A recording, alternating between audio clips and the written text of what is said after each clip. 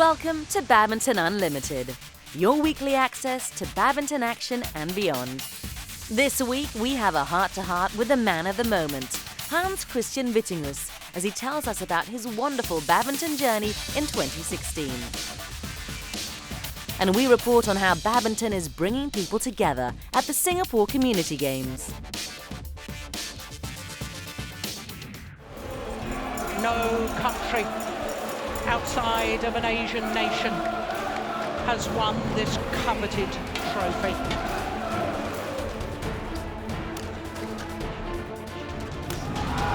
They've done it. Denmark have won the Thomas Cup.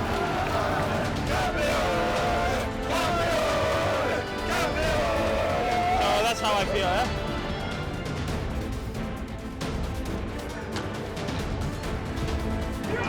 It's Yonex. Kristian Vittinghus wins the Australian Open. It's pretty special and almost unbelievable. It's hard to see this year getting much better for me right now. A Thomas Cup winner and the first ever BWF World Superseries title. It's certainly been a whirlwind few weeks for Kristian Vittinghus. The Danish shuttler is playing the best badminton of his career. And if there's any player who is truly deserving of his moment in the spotlight, it is Vittinghus, the player who never gives up. I've been a fighter ever since I started playing when I was 5 years old. When I think back to when I was a junior player, I always had scars on my knees and wounds for fighting and diving all over court. So it's been part of my game ever since I was a little kid. And I've carried on doing it as a senior player, and I don't think I will ever stop. It's just part of me. It is this unwavering determination that has helped Vittinghus reach his recent success. But it hasn't always been smooth sailing for the 30-year-old. The Australian Open champion opened up to Badminton Unlimited about the testing time he has faced since getting injured last year. I've had a lot of trouble with my right heel actually ever since the US Open final against Lee Chang-wei last summer. So I haven't been able to train properly, and unfortunately it's so painful that when I'm lunging I can feel it every time, and it's like someone sticks a knife into my heel, which of course makes it very difficult to play badminton. So I had to go down to training 3-4 times a week, and I've been doing that for quite some time now. Of course I can do lots of other stuff like weight sessions and video analysis and stuff like that, but on court I can still only go 4 times a week because the pain is still affecting me sometimes if I train too much. With the Olympic qualifying period having begun in May last year, the injury could not have come at a worse time. Not about to give up on the dream of participating in sport's biggest event, Vittinghus endured the pain and continued to compete. Because of the Olympic qualifying period, I've been playing quite a few tournaments with this injury. In the entire period from June until November, when I played the Scottish Open, I had lots of pain in my heel. Which was also the reason why I chose not to play China and Hong Kong Open, because I simply had too much pain. I wasn't training at the right level, so there was no way I was going to perform at the Super Series level. The gravity of the situation soon hit home for the Danish shuttler. And even the fighter in him had to face the harsh reality of missing out on the Olympics in Rio. After Denmark Open, I wouldn't say given up, but I didn't really focus on the Olympic qualifying anymore because we have Jan Jørgensen and Victor Axelsen who were already far ahead of me in the rankings, so it didn't make sense for me to try and push anything to qualify for Rio because the chances were pretty slim, and if I couldn't train at a decent level, then I won't be able to play at world-class level anyway. So that's why I chose to settle down a little bit and maybe not play so many tournaments, but try to fix the foot instead and get back to the level I want to play at and I enjoy to play at. Despite the disappointment, the ever-positive Dane was determined not to define his badminton career solely on the realization of one tournament. to win the Olympics, you need to play the Olympics. So it's been a childhood dream, and I don't think I will play in Tokyo 2020 either. So yeah, my Olympic dream is kind of over now, but of course difficult to deal with, but I had quite some time now to deal with it, and there's a lot of other highlights that I can look forward to, World Championships, All England again, and a lot of other big tournaments. So it's not the only thing that's going to define if my career has been a success or not. But I would be lying if I told you it isn't frustrating. Things started to look up for the shuttler earlier this year. After making progress with the foot injury, Vittinghus was back on the courts in Birmingham, competing in one of his favourite tournaments, the Yonex All England Open. The 30-year-old reached the last four of the prestigious competition for the first time in his career. I had an injection in my foot in January, so I didn't go into this tournament with any expectations at all. I was just happy to be back on court playing with no pain. So to go from that and then reach a semi-final for the first time in my career at the tournament that I want to perform at the most of all, that was just an amazing feeling and a great experience. And we already know how the story goes after that. A scintillating Thomas Cup display and a first Super Series title for the Dane. The win in Sydney also puts Vittinghus back in with the elite boys after climbing to 10th in the men's singles world rankings. With the good results coming, I also start having more expectations again. I can easily feel that. Playing with no pain is just a big relief when you've been playing for 6 months with pain, and you suddenly can go on court and just enjoy playing and be happy competing again. It means a lot more than if I'm ranked 13 or 10 or 8 or whatever it is. I just want to be able to compete with the best players in the world, and I can do that if I'm 13. I can also do it if I'm 8. As long as I have no pain and I can be happy playing, then I think that's worth more than a higher ranking. He is truly an inspiration. His love for badminton is what keeps him going, and his recent achievements have come down to one simple trait we've come to admire in him. Kristian Vittinghus never gives up. That's not only in badminton, that's in every aspect of life. I think that I don't want to give up, I don't want to be a quitter. And that you can see that when I play badminton, and you can also see it if I go into any other project in life. I will fight till the end to succeed.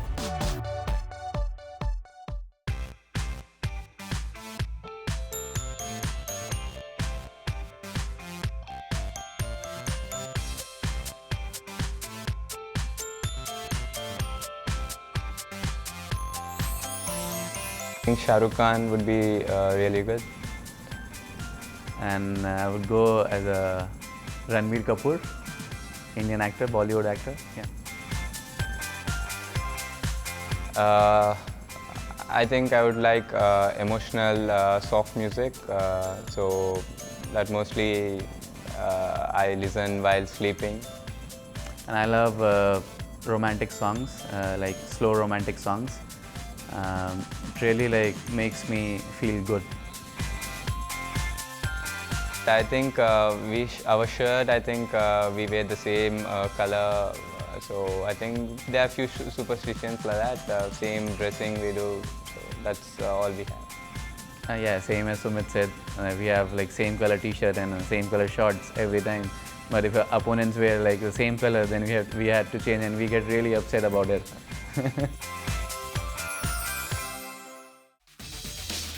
It's time to test your badminton knowledge. In this week's trivia, we want you to name the first female Canadian gold medalist in badminton at the Commonwealth Games. We give you the answer after the break.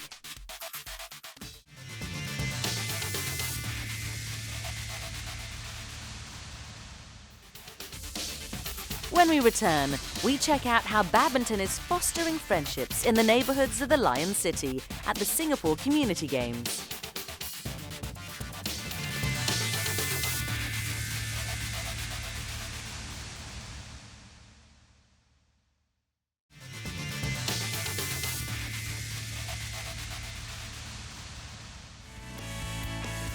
Get in touch with us on social media. Follow us on Twitter, Tell us what you think of the latest news, or perhaps you just want to leave an encouraging note for your favorite player. If you've got any comments or photos to share, do get connected with us on these social media platforms.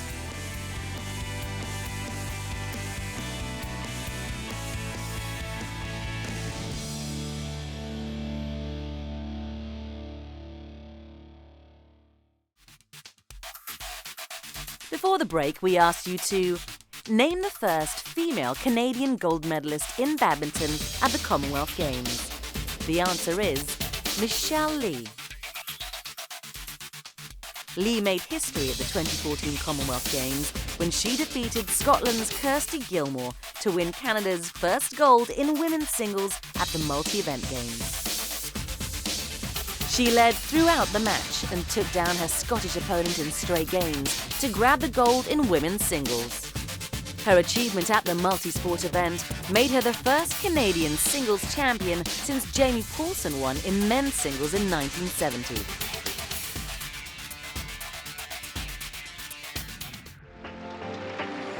As the 12-leg MetLife BWF World Superseries takes a break after 6 tournaments, let's take a look at the Destination Dubai rankings in mixed doubles at the halfway point. Top of the list are Ko Sung-hyun and Kim Ha-na. The Korean pair topped the podium at the OUE Singapore Open and were runners-up in Indonesia. Close behind are Lu Kai and Huang Ya-xiong. The Chinese duo's recent victory at the Xiamen Air Australian Open pushed the pair up 3 places to claim second spot. Also climbing 3 spots to number 5 are Praveen Jordan and Debbie Susanto. The All England winners did well to reach the semi-finals in Australia. However, opting not to play in Australia has cost Ma Jin and Shi Chun. The Chinese pair dropped 4 places to number 6. England's Chris and Gabby Adcock are in 7th, and China's Liu Cheng and Bao Yixin make the cut at the moment in 8th. Only the top 8 singles and doubles players in the MetLife BWF World Superseries will make the season-ending Dubai World Superseries finals. The Destination Dubai rankings are updated every Thursday after a World Superseries tournament. To find out who's heading to the Desert City at the end of the year, log on to bwfworldsuperseries.com for the latest information on rankings, news and results.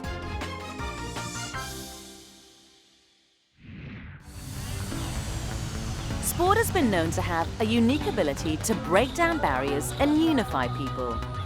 It engages the masses from all walks of life, bringing people together and fostering friendships. Badminton is a fine example of this and has been a wonderful ambassador. While there's no question of its popularity on the elite stage, the racket game is also doing its bit in connecting people in the heart of communities. Recently at the Singapore Community Games, badminton was at the forefront as the Republic rolled out the Sporting Carnival aimed at promoting social harmony across its multicultural society. Community Games has been around for a while. So we have a little friendly competition, but more importantly is to help the residents to come together and do something that they are passionate about, they have interest about, and have fun at the same time. We want to organize for residents, different races, different estates through sports. We want to bring friendship and form participation, experiences, partnership with different ethnic groups, and then also to include them into our society through the competition. Our cameras were in the island nation recently to soak up the atmosphere at the annual multi-sport event. This year, along with 4 other sports, badminton was contested among the residents of the country's various constituencies. Played on weeknights and weekends over a 3-month period, this team tournament attracted over 80 teams with players of all ages. Well, when I was in the secondary education, at the age of 18, I started playing badminton. Well, I find that is the only game you make your singlet wet within half an hour. That is the most important thing. You have to get it sweated out. When you sweat, you feel much better. And you find that you are more lively at this age of 72, you see. In the spirit of fair competition, the Community Games excludes the participation of current national team members. However, there are no restrictions against former national shuttlers joining in the action. It's a welcoming asset to have them lend their skills and experience to the amateur teams, especially with the tournament also opening its doors to foreigners residing in the country. I was actually an ex-national player during the period of around 2009 to 2011. After that, I left due to national service. Some of the foreigners are really good, so if you are able to play with them, definitely there will be some challenge. Yeah, so it's actually to bring up the standard of the games in Singapore. So I'm really happy to play with them too. In its fourth edition, the competition has not only built camaraderie among teammates, but has also cultivated friendly rivalries throughout the years. I think the games have been very interesting so far.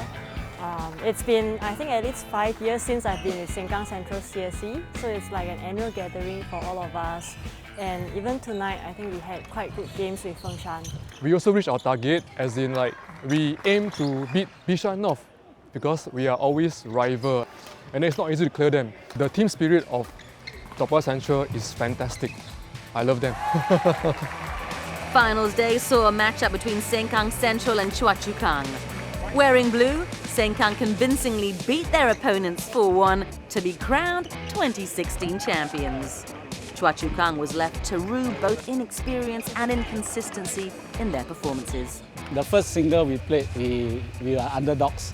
You know, Yichai is a very good player, and our Bernard is still very young. We want to expose him. But the main turning point was actually in the mixed double, where Ting Ting and Yao Han didn't play too well today. It was not their day, and so succumbed to the opponent easily. Both said they were leading, but in the end, they still lost. But at the end of the day, the real winner is the sportsmanship shown throughout the competition.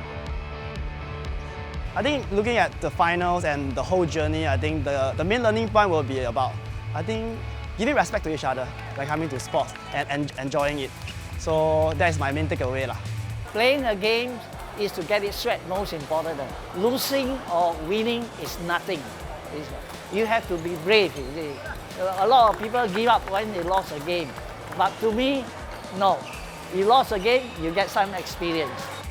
Badminton played a pivotal role in making the Singapore Community Games 2016 a success. And judging by how well the sport brought the community together, badminton looks set to be a constant fixture for future editions.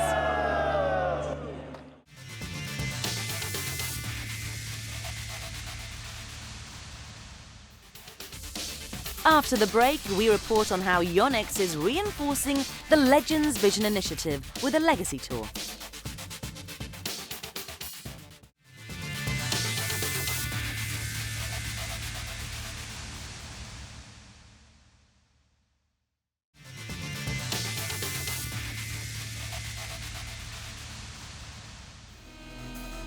Visit our YouTube channel, badmintonworld.tv. There are tournament highlights, plays of the day, as well as past matches to savour. Missed an episode of Badminton Unlimited? Do not fret, all the episodes are available for your viewing pleasure. All the best badminton clips are just a click away.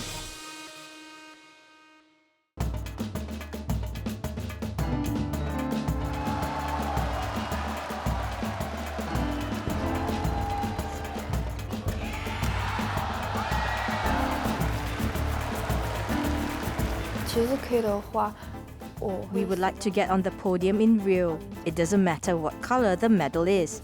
In London, we couldn't handle the pressure of being at such a big event and didn't perform well. Now that we've experienced the Olympics, we hope to do better this time. We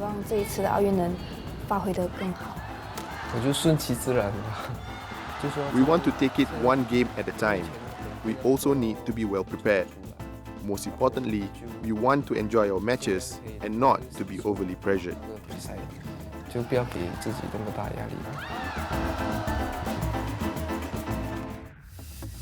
The popularity of football in the UK makes it incredibly tough for other sports to take some of the spotlight away from the so-called beautiful game. Badminton is one such sport, battling for market share in a world saturated by the 365-day-a-year nature of modern football. However, Yonex certainly haven't shied away from the fight. Badminton's biggest sponsors continue to innovate and invest, in an effort to encourage kids to swap ball and boots for rackets and shuttlecocks. The company launched their Yonex Legends Vision Initiative in 2015 and signed up badminton's big beasts Peter Gader, Lee Chong-wei, Taufik Hidayat and Lin Dan as their global ambassadors. This year, Yonex have rolled out the second phase of the initiative to reinforce their vision. A legacy tour is up and running in China and has already received enthusiastic responses in Shanghai, Nanning, Chongqing, Qingdao and Urumqi. Former Chinese greats such as women's singles world champion Zhu Lin and 2004 Athens Olympic gold medalist Zhang Jiawen were thrilled to pass on their knowledge to the budding talents at the event. Yonex have also appointed 2 UK ambassadors, English mixed doubles pair Chris and Gabby Adcock, whose mission is to grow the game in the British Isles. Badminton's got sort of a middle-aged participation rate, so the older generation, but it's getting better.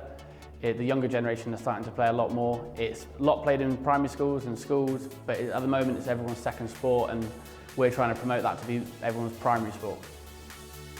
James acknowledges that it is vital to have recognisable personalities who have achieved success in the game fronting the campaign to promote the sport.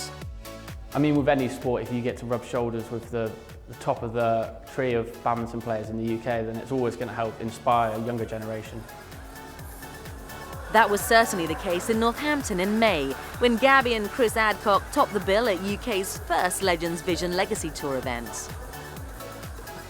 Large crowds flocked to see the Super Series winning Olympic hopefuls showcase their jaw-dropping speed and agility.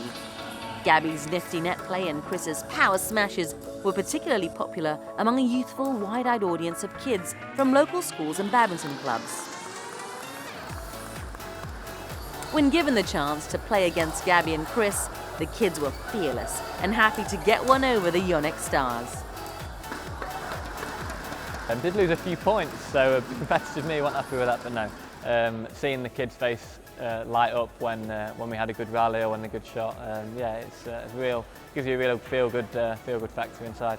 Because obviously badminton at school is just hitting the shuttle, whereas watching professionals is a lot more like close up and see how fast they can get it and how quick the sport is itself. So yeah, like youngsters seeing that might get inspired and start learning to play. For the vast majority of shuttlers, emulating 2 Olympic hopefuls is a pipe dream. But to have kids and adults playing and enjoying the sport is a fulfilling goal in itself. And events like the Yonex Legends Vision in Northampton can only help in realising that goal. Yeah, it was an amazing evening. I think we did our job. I think we inspired a few kids to pick up a racket. I think they were a little bit amazed as to how quick it was and how dynamic. But yeah, it's a real buzz to come away from an amazing evening. Yeah, like Gabby said, both kids and adults seem to really enjoy themselves, and obviously we've got a chance to hit with many of them. Everyone seemed really energised and really into it. So, as Gabby said, we've done our job. Hopefully we've inspired a few kids who don't play to pick up a racket, and who do play to give it a go, and who knows, they could be a Legend Vision ambassador later on in their career. That would be some story. But in the more immediate future, the Yonex Legends Vision continues to spread its particular gospel across the planet. Another 5 stops are scheduled on the China Legends Legacy Tour in Changchun, Wuhan, Hangzhou, Haikou and Guangzhou. And no doubt more initiatives will soon be announced to help promote our very own beautiful game. The BWF fan site is the go-to place for all the information you'll need. Read about the latest badminton news around the world, featured articles, and check the tournament schedule, results, rankings, and statistics. Your one-stop website for all things badminton.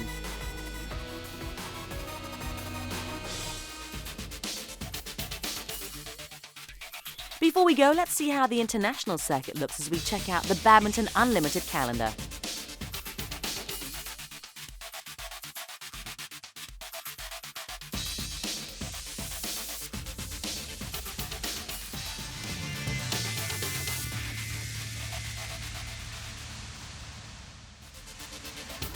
Next week on Badminton Unlimited, we visit Indonesia's top men's duo, Muhammad Ahsan and Hendra Setiawan, as they tell us about their preparations for the 2016 Rio Olympics. See you next week.